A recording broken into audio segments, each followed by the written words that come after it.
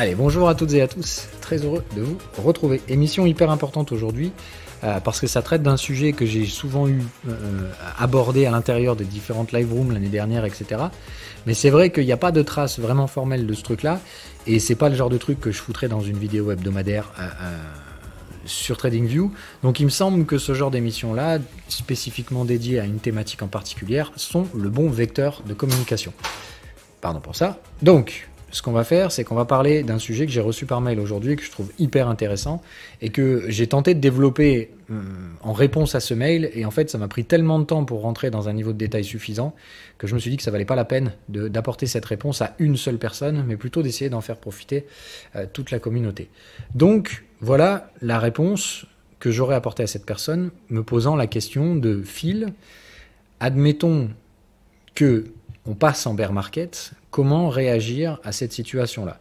Alors, la question est beaucoup plus complexe que ça, bien entendu, mais j'essaie de la schématiser. Donc, déjà, je pense qu'ici, pour apporter une réponse à cette question, il faut revoir un peu le contexte. Donc, de base, avant même d'aller là-dedans et avant même d'apporter des éléments de réponse, pour moi, le scénario bear market, je vous le répète chaque semaine, est possible, parce que tout est toujours possible, mais de loin, pas du tout le scénario le plus probable quand je regarde mes outils. Ça me laisse clairement à penser que les risques baissiers ne sont pas du tout gérés pour l'instant par les opérateurs de marché. Ça veut donc dire deux choses. Si jamais ces risques devaient réellement se produire dans les prix, ça veut dire qu'il y a beaucoup de gens qui vont être pris à contre-pied, des gens comme moi. Ça veut donc dire qu'il risque d'y avoir des réactions très très très épidermiques, mais pas nécessairement que des réactions émotionnelles. D'accord ? Donc, on va essayer de se projeter dans les cas de figure qui pourraient conduire les gérants, y compris donc les gens entre guillemets lambda, très émotionnels, etc. Comment ces gens-là pourraient réagir, mais surtout, quelles seraient les réactions institutionnelles, quels seraient les niveaux qui pourraient être touchés, et quel serait le type de contexte, d'ambiance qui pourrait nous forcer à altérer les scénarios. Donc ici, je vais apporter des réponses très personnelles, mais comme je vous le dis, et j'insiste bien, avant même de commencer à parler de FUD, c'est pas du tout ce que j'ai en face de moi en termes de signaux et d'indications techniques. Mais et ça, c'est une grande règle de tout trader, c'est pas parce qu'on a quelque chose en face des yeux qui, d'un point de vue purement statistique et probabiliste, semble peu probable, que ça ne peut pas se produire. C'est même d'ailleurs dans ces cas de figure-là où il y a le plus de sang qui coule. Donc, mettons-nous dans les différents cas de figure, parce que pour apporter une réponse complète à cette question, il va falloir réfléchir un petit peu plus loin que le bout de son nez. Si on doit se projeter sur le bear market, moi je vais déjà commencer par vous dire une chose, j'ai pas un scénario de bear market, mais plusieurs, tout simplement parce qu'ils dépendront du contexte qui pourrait déclencher des vagues de outflow, donc de vente, à la fois institutionnelles, traders expérimentés, et évidemment tout le public en général, qui pourrait probablement même d'ailleurs réagir de façon opposée, c'est-à-dire se mettre en mode buy the dip and hodl dans un bear market, ce qui serait franchement le pire de tout. Donc, à mon sens, s'il s'agit de positionner un bear market sur cette fin d'année, ce qui est donc la question qui m'avait été posée ici, je ne vois pas 50 vecteurs capables de catalyser une telle sortie de capitaux. Le premier, c'est celui qui a été très bien documenté sur des chaînes en anglais, dont notamment la chaîne Coin Bureau que j'adore, mais qui malheureusement, si vous êtes purement franco-français et francophone, vous n'aurez jamais eu accès à ce contenu-là. Donc je ne vais pas ici faire l'étendue de tout ça, je pense qu'il doit y avoir éventuellement un peu de doc là-dessus. Mais de façon basique, on a un premier risque qui vient de ce qu'on appelle le FATF, je crois que c'est Financial Advisory Task Force. Donc en gros, c'est vraiment une force de combat contre les institutions financières décentralisées. Donc clairement, on ne va pas se mentir, c'est l'équivalent un peu d'un lobbyisme anti-crypto, hein. Donc d'un lobbyisme réac de l'ancien monde bancaire, comme quoi la crypto c'est dangereux, il faut vite réguler tout ça, parce que c'est une horreur, ça permet de laver de l'argent sale, etc., financer le terrorisme, enfin bref, le gros fun de n'importe quoi habituel, la crypto détruit le climat, enfin les trucs que vous connaissez. Donc tout ça c'est FATF, hein. Donc c'est eux qui font activement du lobbying anti-crypto, et ils n'ont pas commencé hier, mais ils nous prévoient apparemment donc, d'après des sources supposément quand même assez fiables. Bon, j'ai pas fait derrière de fact-check, mais j'ai quand même confiance dans le travail qui est fait par Coin Bureau. Donc, à vérifier quand même, faites votre propre recherche, mais personnellement, bon, j'ai pas le temps. Donc voilà, il y aurait apparemment un espèce d'attentat FATF prévu pour septembre-octobre. C'est-à-dire qu'il prévoit de taper fort avec des annonces de régulation extrêmement puissantes, etc. Donc, il faut faire relativement attention parce qu'effectivement, ça pourrait être un black swan pour le crypto market. Mais donc, projetons un peu ce scénario, à quoi il peut ressembler, qu'est-ce que ça peut traduire sur les différents secteurs du marché. Je vous rappelle qu'il ne faut pas raisonner le marché crypto dans son ensemble, tout ne se pètera pas forcément la gueule. Et dans ce cas-là, où est-ce qu'on met le pognon en fonction des différents types d'attaques? Donc, projetons-nous sur le premier type d'attaque, l'attaque réglementaire, très forte et très coordonnée. À quoi ça pourrait ressembler? Alors moi, je vous le dis direct, je ne sais pas parce que c'est pas non plus mon job de faire de la prospective sur ce type de truc-là, mais j'ai quand même une idée parce qu'avec un peu d'expérience, quand même, je sais comment fonctionnent les professionnels de la finance et j'aime autant vous dire que s'ils coordonnent une attaque, ça va faire mal parce qu'ils auront prévu tous les angles d'attaque, etc. Donc moi, perso, si je devais avoir ce Machiavel d'attaquer le secteur crypto, tout simplement, il faut se mettre à la place des gens. Quelqu'un qui veut détruire le système crypto, ou en tout cas qui veut le faire manger la poussière, à mon avis, il faut attaquer les faiblesses. Donc, il faut faire une étude des différentes faiblesses du marché crypto. Et pour moi, il n'y en a pas 50. La première, c'est en l'utilisation des effets de levier. Le deuxième étant effectivement la psychologie des investisseurs immatures qui viennent d'entrer dans ce marché. Mais il y en a de moins en moins et c'est probablement ça qui leur fait chier. Et le troisième, c'est les stablecoins. C'est-à-dire, si jamais ils veulent attaquer le marché sous tous les angles pour créer vraiment une véritable panique vendeuse dans laquelle même probablement les institutionnels risquent de vendre une partie de leurs jetons, pas tous, mais une partie. Donc de se retrouver dans un marché de vendeurs, un marché où il n'y a plus que des vendeurs ou alors des petits acheteurs face à effectivement des gros vendeurs. Pour arriver à ce type de scénario-là, en option contexte FATF, c'est-à-dire donc un contexte de pression réglementaire coordonnée, voilà comment je ferais si j'étais eux. Et donc voilà comment je me préparerais à ce genre de truc si ça devait se diriger vers ce genre de truc-là. Okay, on fait donc de la pure prospective, mais on va s'appuyer derrière sur des données de probabilité qui permettraient d'orienter une gestion de portefeuille, qui permettrait de supporter une attaque très violente, FATF, en fin d'année. Comment passer, entre guillemets, la tempête sans nécessairement se faire niquer. Donc, moi je pense que s'ils attaquent, c'est toujours pareil, ils n'attaquent jamais sur deux fronts parce que c'est toujours minimum 3, voire 4. Ils essaient, entre guillemets, si vous voulez, de faire en sorte que quand on commence à mettre la pression sur quelque chose qui va fuir entre les doigts, il faut essayer de mettre la pression la plus équitable possible. C'est-à-dire qu'il ne faut pas tout dépenser son énergie sur un front parce que sinon les capitaux vont se barrer ailleurs. Et sous cette forme-là, ce n'est pas du tout ce qui les intéresse. Donc si je résume, le principe, c'est donc d'éviter des rotations à l'intérieur du secteur crypto, mais bien de créer un bain de sang, de forcer la sortie des capitaux en bloquant tout type de rotation. Et c'est la raison pour laquelle il faut au moins imaginer que sous ce type d'attaque, il y aura probablement au moins 3 à 4 angles d'attaque, ciblant principalement tous les candidats potentiels dans lesquels les capitaux peuvent se réfugier. Si j'étais même encore plus machiavélique, moi ce que je ferais à leur place, c'est que je taperais d'abord très violemment sur un secteur en particulier pour forcer un mouvement de rotation vers un deuxième secteur sur lequel je taperai encore plus fort, forçant les capitaux à aller sur une troisième zone où là, évidemment, je lancerai l'attaque finale pour essayer donc de forcer les capitaux à aller non pas dans la première vague, mais à sortir du marché crypto. Donc, entre guillemets, une espèce d'attaque coordonnée, mais surtout pas dans tout lâcher le même jour. Plus de dire un processus de dégradation technique puis psychologique des prix. Puisqu'on l'a dit, ce qu'ils vont utiliser, c'est la technique pour manipuler la psychologie et derrière bombarder le marché de news merdiques pour targeter des fuites de capitaux organisées dans le temps pour que petit à petit, le sentiment haussier sur les cryptos se détériore jusqu'à ce que tout simplement les capitaux n'aient d'autre option que de sortir du marché. Donc, si on devait faire ça, dans quel ordre faut taper? À mon avis, c'est simple. Il faut taper altcoin en premier, ce qui va forcément très probablement causer deux choses, une sortie des capitaux en stablecoin et une très grosse partie en bitcoin.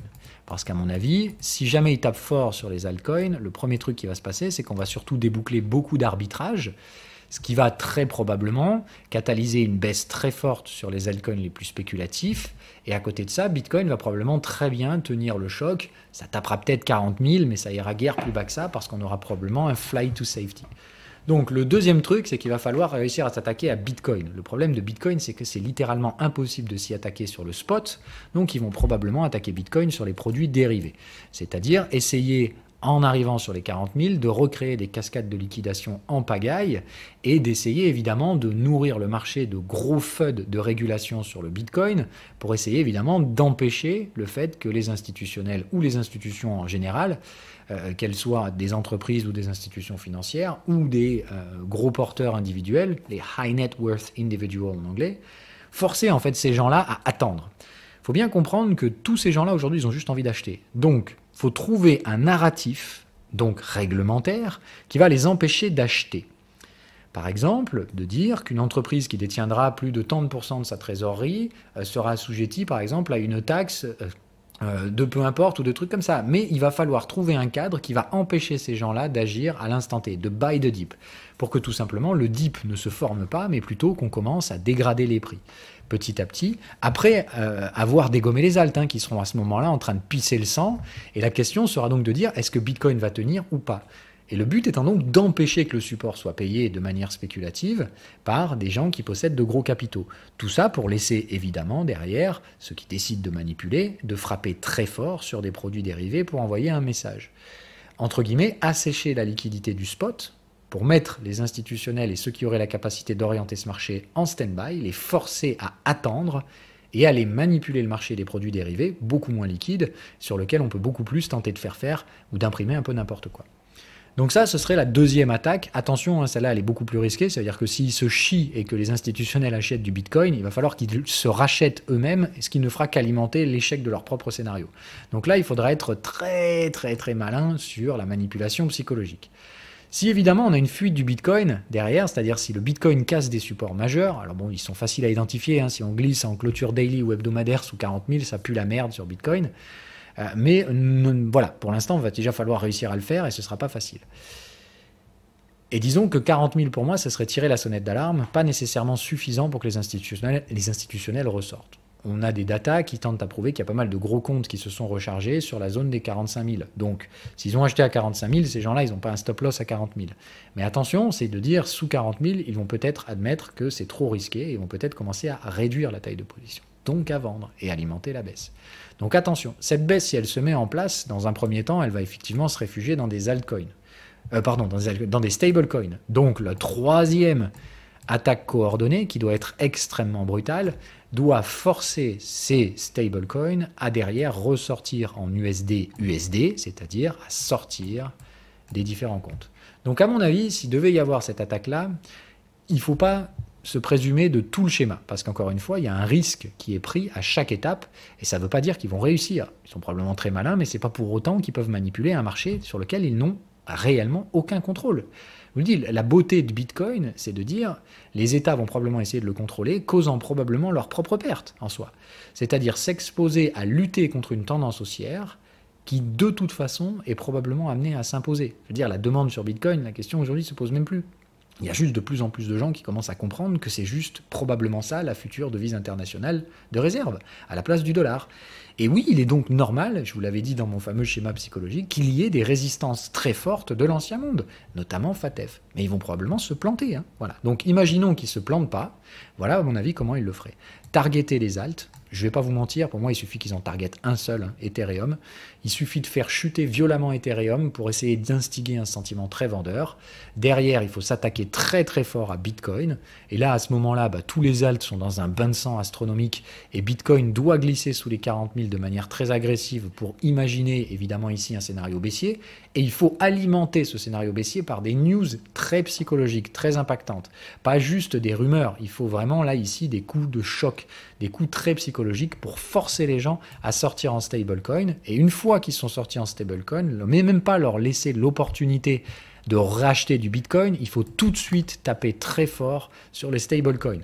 C'est-à-dire derrière, régulation de tout ce qui est USDC, BUSD et compagnie, blocage des fonds, c'est-à-dire que les gens qui ont retiré en USDT, USDC machin, ont des fonds bloqués qui les empêchent donc de continuer le fameux schéma, soit de racheter des altcoins pas chers, soit de racheter du Bitcoin. Ce qui fait que derrière, les seuls gens qui peuvent acheter Bitcoin, etc., sont des gens qui apporteront du cash tout frais, de l'euro, du dollar, etc., parce que vos USDT de take profit de vos jolis gains, vous les regarderez. Pendant ce temps-là, vos fonds seront probablement gelés par des régulateurs qui seront là pour, en plus de ça, jeter un FUD astronomique. Et voilà comment, à mon avis, dans un cadre réglementaire, vous pouvez obtenir une espèce de bombe à retardement explosive pour l'intégralité du marché crypto. Assécher, jeter du FUD et bloquer les fonds en stablecoin pendant la période de panique, ce qui empêchera des capitaux d'entrer, sauf des capitaux frais. Et évidemment, le monde dans lequel on vit aujourd'hui, il ne faut pas oublier que les taux sont à zéro et que ça dépendra donc, encore une fois, des institutionnels. Si les institutionnels, à ce moment-là, jugent qu'il est plus raisonnable de emprunter des euros, des dollars pour racheter les cryptos à faible coût, sans nécessairement utiliser les USDT, USDC, puisqu'ils sont temporairement, entre guillemets, bloqués, ou si le marché arrive naturellement à trouver une échappatoire à tout ça, je parle évidemment Terra, tout ça, voilà, il y a plein d'options qui sont suffisamment décentralisées pour que l'intervention réglementaire ne soit pas justifiée. C'est-à-dire que ces gens-là, ils vont essayer de manipuler, mais ils ne peuvent pas non plus faire tout et n'importe quoi. Ils vont essayer d'utiliser des lois, et les lois, ils peuvent les faire, mais par contre, il y a certaines lois qu'ils peuvent difficilement justifier au niveau du public. Et je vous rappelle qu'encore une fois, il s'agit de s'attaquer à des actifs crypto qui sont aujourd'hui majoritairement acceptés par la population. On n'est plus en 2008 ou 2018, pardon, où personne ne savait ce que c'était qu'un bitcoin et le machin avait fait x100. Donc on n'est plus du tout sur le même type de choses. Aujourd'hui, les gens savent. Beaucoup plus de gens sont investis, beaucoup estiment s'investir. Donc encore une fois, là aussi, un vrai risque de l'argent frais qui peut arriver sur des gens qui étaient un peu en retard et qui estiment que malgré les pressions réglementaires, il vaut mieux ça que de garder des euros et des dollars. Donc il y a vraiment beaucoup, à mon avis, d'incertitudes dans un tel scénario de manipulation par rapport au montant qu'il va falloir injecter pour pouvoir avoir un impact réel sur les prix. Parce que malgré le fait de réduire la liquidité sur le spot avec des news de merde, il se peut très bien que certains institutionnels ne cèdent pas du tout à la manipulation, voire pire, se mettent à miser contre ces flux vendeurs. Donc, c'est pas sans risque, même très loin de là. Et ce type d'attaque coordonnée peut être effectivement dévastatrice si le schéma global arrive à s'opérer. Raison pour laquelle, moi, je ne me préoccupe pas du réseau en global. Je me préoccupe du cycle. Donc là, je regarde très, très activement Ethereum aujourd'hui pour voir s'il y a des manipulations ou des anomalies de prix qui pourraient éventuellement m'orienter vers ce scénario-là. Si ça se produit derrière, effectivement, je vais regarder très attentivement l'arbitrage ETH-BTC pour voir si j'ai des capitaux qui fuient vers du flight to safety. Est-ce que ça se remet à ruisseler derrière sur d'autres coins qui ont pourtant une très belle orientation de prix? Et dans ce cas-là, j'aurai le sentiment que le marché se met en flight to safety, c'est-à-dire dans la deuxième étape du cycle, après avoir flushé les altcoins, on se dirige sur Papa Bitcoin.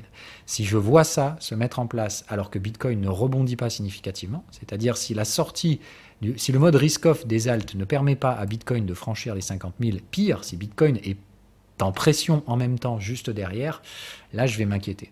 Parce que ça veut dire que les flux acheteurs qui vont arriver, de la sortie des alts qui vont acheter Bitcoin, si ça ne produit pas une hausse sur Bitcoin, c'est qu'il y a quelqu'un qui se met en face.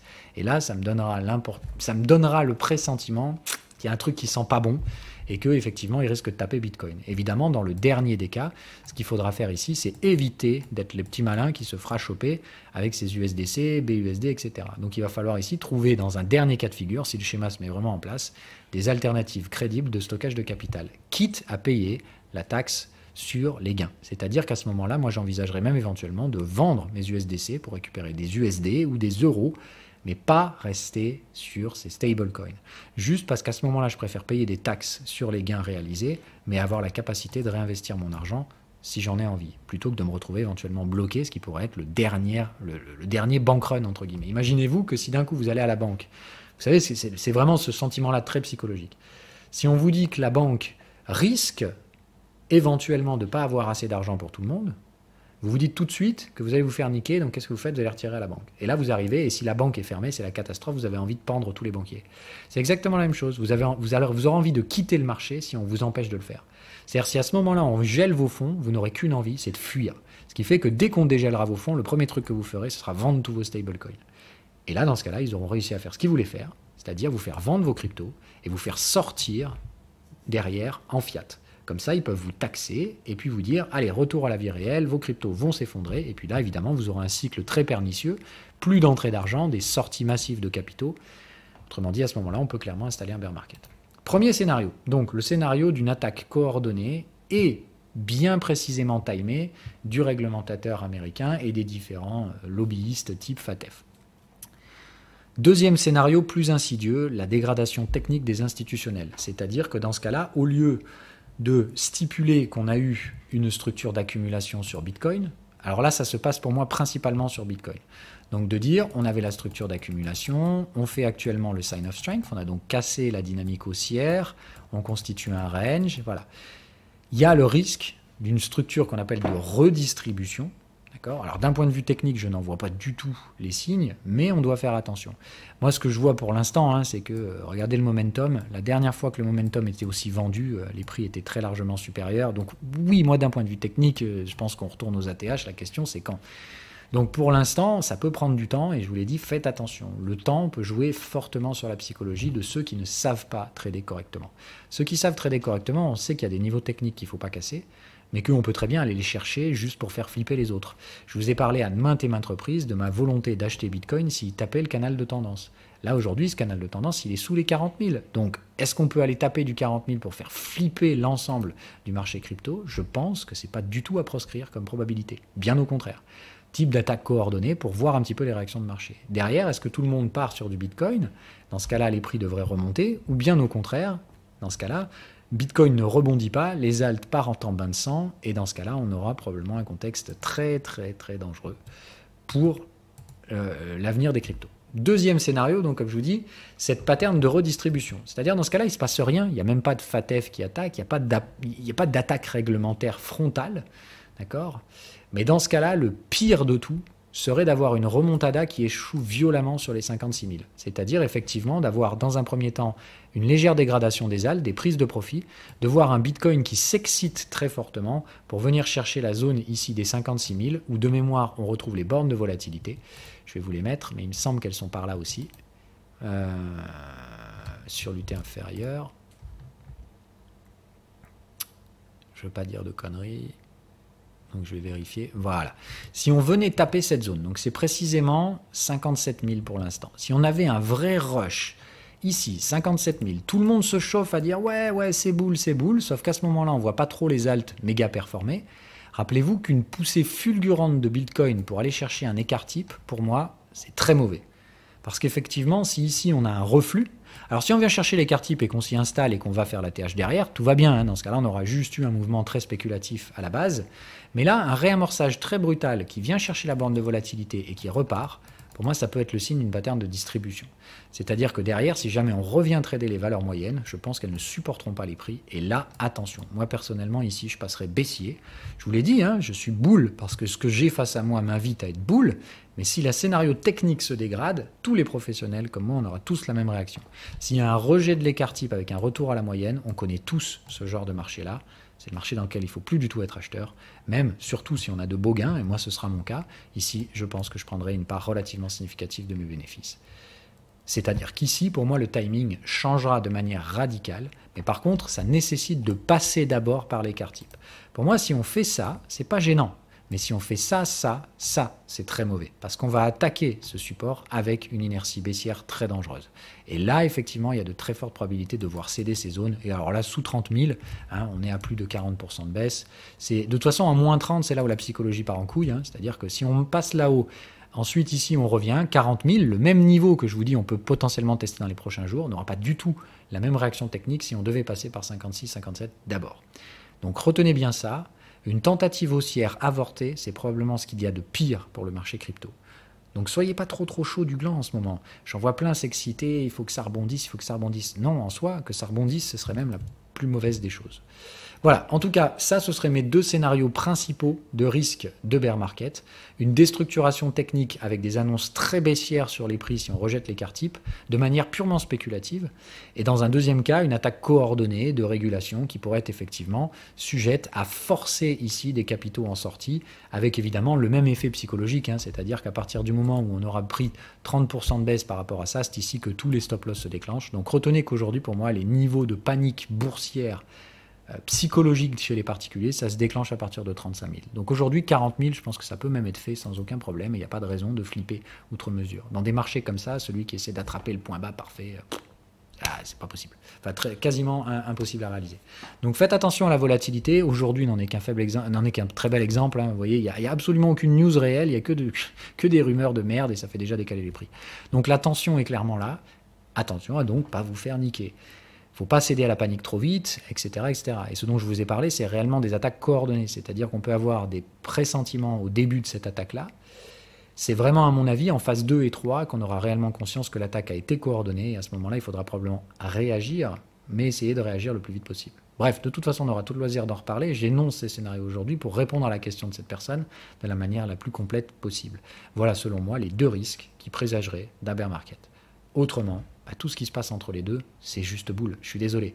Les news sont bullish. Tout ce qui arrive tout le temps, c'est boule, boule, boule. Il y a beaucoup plus de nouvelles haussières que de nouvelles baissières. Oui, il y a de la spéculation. Oui, il y a des effets de levier. Mais il y a de l'adoption. Et ça, je suis désolé. Mais c'est probablement une des choses les plus difficiles à casser. L'effet de réseau. Aujourd'hui, les gens achètent des cryptos parce que les autres en ont acheté et ils s'intéressent aujourd'hui à la technologie. C'est pas comme à l'époque où ils s'intéressent juste aux gains. Aujourd'hui, les gens comprennent la technologie de la blockchain, les gens voient que c'est juste plus efficient que le système bancaire actuel. Ça, c'est très difficile de faire changer d'avis quelqu'un qui s'est renseigné sur les cryptos. Parce que si on est juste un temps soit peu rationnel, on peut qu'arriver à une seule conclusion. Oui, ça va remplacer le système financier actuel, c'est qu'une question de temps. Mais n'oubliez pas que ça restera une solution hybride. Ce qu'on aura demain, c'est pas une crypto décentralisée permanente, etc. Un regain massif des démocraties. Non, non, ce qu'on aura demain sera un joli mix entre le système bancaire actuel et les blockchains. Donc arrêtez de rêver non plus. On va pas non plus tous de moon à je sais pas combien de millions le bitcoin d'ici l'année prochaine. Mais c'est une adoption qui se met en place et qui va très vite. Donc effectivement, moi je reste sur le problème qu'il n'y aura probablement pas de bear market parce qu'il y a trop de demandes et que la plupart de cette demande n'est pas aussi folle furieuse qu'à l'époque. On l'a vu là, malgré une attaque très violente, 4 milliards de liquidations. Les dernières liquidations, c'était 10. Donc on voit bien que malgré des pressions très fortes et des tentatives de manipulation assez évidentes, les prix réagissent de moins en moins. Ce qui veut dire que ces gens qui perpétuent ces attaques prennent de plus en plus de risques de se retrouver coincés dans un marché qui monte sans eux. Et pire, s'ils vendent à découvert dans ces marchés, il faut se racheter derrière. Donc c'est pas sans risque, ne l'oubliez pas. De jouer contre le vent, c'est aussi le meilleur moyen de se pisser dessus. C'est souvent la comparaison que je fais. Voilà, ceux qui essayent de pisser contre le vent, ils ont intérêt à pisser très fort. Et puis à garder un bon débit, parce que quand on arrive à la fin de la vessie, même si on avait un gros débit avant, on finit par se pisser dessus. Donc faire attention, moi je pense qu'il vaut mieux pas lutter contre le vent, même si les probabilités sont faibles, elles sont existantes, donc avoir un plan c'est toujours mieux que de réagir comme un débile au dernier moment. Mais de là, se dire j'ai anticipé un plan, c'est ce qui va se produire, restons factuels, restons statistiques. Pour l'instant, tout tente à prouver que c'est plutôt positif sur le marché crypto. Plus le temps passe pour ma part, plus on pourra de plus en plus justifier des prix plus haut. 27 minutes aujourd'hui, donc je sors du créneau, mais je pense que ça en valait la peine. Bonne journée à toutes et à tous, et bye bye.